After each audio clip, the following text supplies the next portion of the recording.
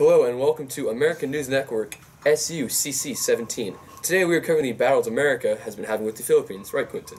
Yes, it is. After America paid Spain $20 million for the Philippine territory, Emilio Aguinaldo incited a revolt among the Filipino residents in Manila and has been attacking American troops since. Emilio is the leader of the Revolutionary Army against Spain and was the main cause in the Philippines gaining their independence. Being without great political leadership, the Philippine territory deserved to be governed by a greater power. The Treaty of Paris has given that control over the Philippine Islands to America. Now to Gabe on the Convention of War. Since the American troops have landed, Emilio and his army of rebels have fought a very conventional war against our military, attacking them and attempting to stop American control. The U.S. military is massive compared to the Philippine Army, so this fight for control is not a major problem for the U.S. And because of Taft's policy of attraction, the Philippines will soon be under our control. Policy of attraction is a major role in stopping the revolutionary movement. Started in the Taft administration, the policy offers Filipinos the idea of self-government, which Spain has restricted from them for quite some time. It also allows for the pacification of the Filipinos, so the revolution will stop. This self-government, monitored by the U.S., of course, will also let Filipinos reform socially and economically, allowing for more income and a happier colony. This is why the Filipinos must be under U.S. control, so they can become a better nation. Not only can America help the Philippines grow, but they can help America. Control of their territory allows for more income, and America's trade margin will expand. America will be in control of new sugar and hemp plantations, allowing for the ability to make a bigger impact in the worldwide market. America will also be in control of new military bases, allowing for ports and for ships to refuel and to show power off to the other world powers. America has the right to expand to the Philippines because America is a superior nation, and we must help the savages of this land. It's also bringing us one step closer to world domination. Are you looking for a quality rope for all your roping needs? Look no further. This is the hemp rope.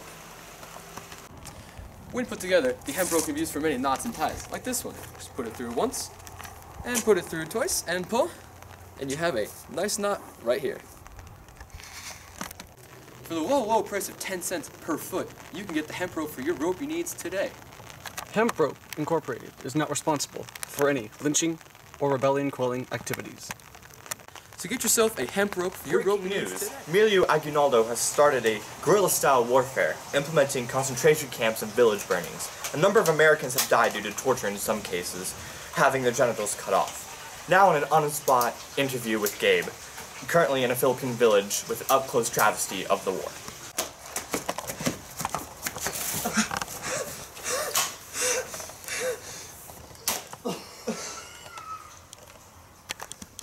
We seem to have lost contact with our man in the field.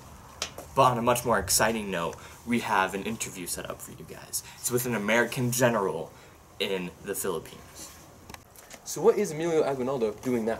Well, Emilio is implementing new guerrilla-style warfare tactics to try to thwart the American advance into the Philippines.